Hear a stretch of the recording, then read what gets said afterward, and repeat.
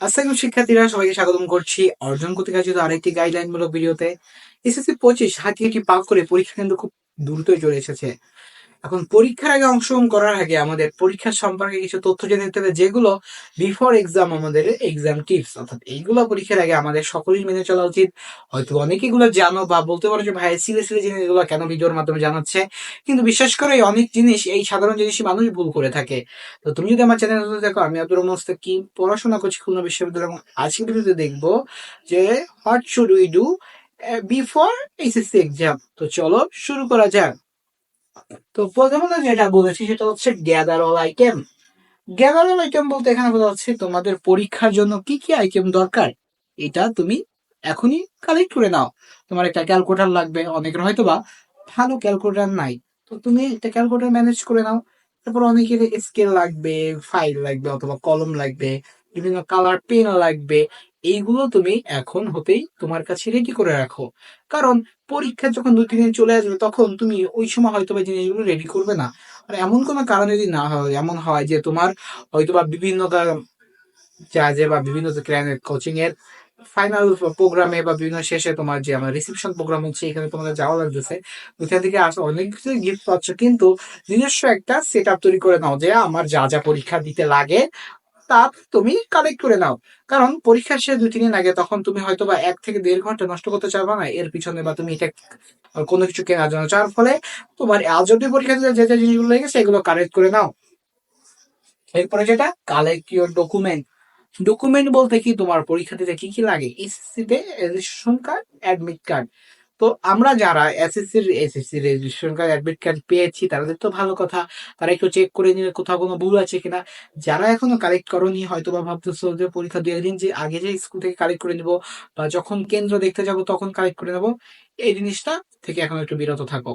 কারণ তুমি তোমার ডকুমেন্ট খুব সব আগে থেকে রেডি করে রাখো, যাতে শেষ সময়টা নিয়ে তোমার কোনো প্যানিক না করতে হয়। তোমার যেন এইটা নিয়ে আলাদা একটা সময় দেওয়া যায় যে এর পিছনে তোমার দৌড়াতে হয়। তো অবশ্যই এখন ডকুমেন্ট গুলো রেডি করে রাখো, সবকিছু স্কুল থেকে কালেক্ট করবে, না কলেজ থেকে কালেক্ট করে রাখো।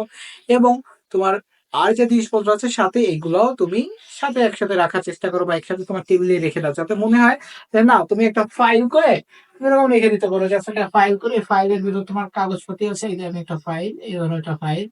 এই ফাইলের ভিতর তোমার কলম টলম যে যা আছে এর ভিতর তোমার ডকুমেন্ট সব এখন করে তুমি তোমার পড়ার টেবিলে রেখে দিলে।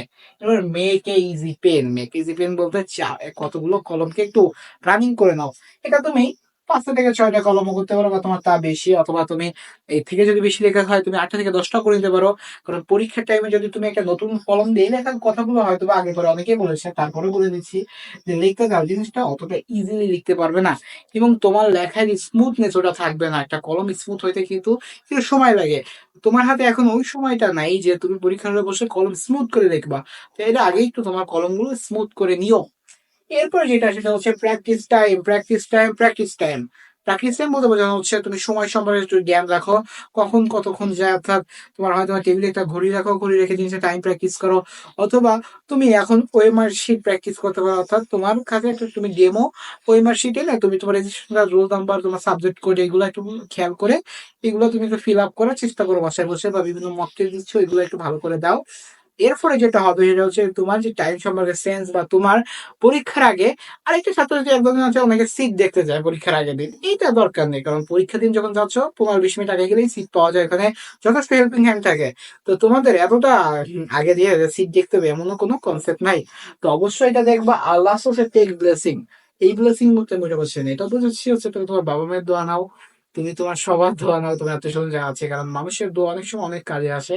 এবং তুমি এই যে 2 থেকে 2.5 বছর পরিশ্রম করেছো, মানে এসএসসি পরীক্ষার আমি ধরে বলতেছি, এটার কারণে মানুষের দোয়া কিন্তু অনেক কাজ আসে, বিশেষ করে বাবা মার দোয়া ছাড়া দুনিয়াতে কিছু সম্ভব না। তো এরপরে যেটা হয় যে তুমি তোমার পরীক্ষায় তোমার বাবার দোয়ার অনেক কিছু আছে, যার ফলে তুমি নিজের ভিতরে একটা কনফিডেন্স ফিল করবা, তোমার কাছে ভালো লাগবে, জিনিসটা খুব ভালো লাগবে। তুমি যে পরীক্ষার আগে, এখন আমি বলতেছি যে পরীক্ষার আগেও কি দোয়া নেই, হ্যাঁ অবশ্যই তুমি তোমার বাবা মার কাছে দোয়া বলতে, আমি এখন বলতেছি শুধু কিন্তু ওই দোয়া না, বলতে নিজের ভিতরে কনফিডেন্স বিল্ড আপ করো যে হ্যাঁ আমি পারবো, আমার তার যদি জন্য কিছু করতে হবে, আমার কার কিছু করা উচিত। যার ফলে, কারণ একটা জিনিস কি, তুমি যতটাই ফিজিক্যালি ফিট থাকো যাই থাকো, তুমি যদি মেন্টালি ফিট না থাকো তাহলে কিন্তু কাজ হবে না। তো এই জন্য তোমার অবশ্যই এই যে ব্লেসিং বা এটা যাই আমি মনে করতে আমি যেটা বোঝানোর চাচ্ছি সেটা হচ্ছে তুমি বি প্রিপেয়ার বাই মেন্টালি, অর্থাৎ তোমার মানসিক ভাবে প্রস্তুতি নিতে হবে। একটা পরীক্ষা জাস্ট তোমার হাতের লেখার জন্য বা হাতের জন্য না, এটা তোমার মানসিক ভাবে চিন্তা করতে হবে, মানসিক ভাবে আসতে হবে। যার কারণে বলতেছি বি প্রিপেয়ার মেন্টালি, অবশ্যই মানসিক ভাবে একটা পরীক্ষার প্রস্তুতি নাও যাতে তোমার পরীক্ষায় তুমি একটা সুস্থ বা সুন্দরভাবে বসতে পারো।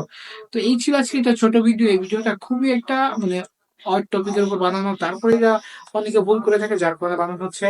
তো ভিডিওটা কেমন হয়েছে অবশ্যই নাম, এছাড়া আর কি কি ভিডিও চাও সেটাও জানতে বলবো না।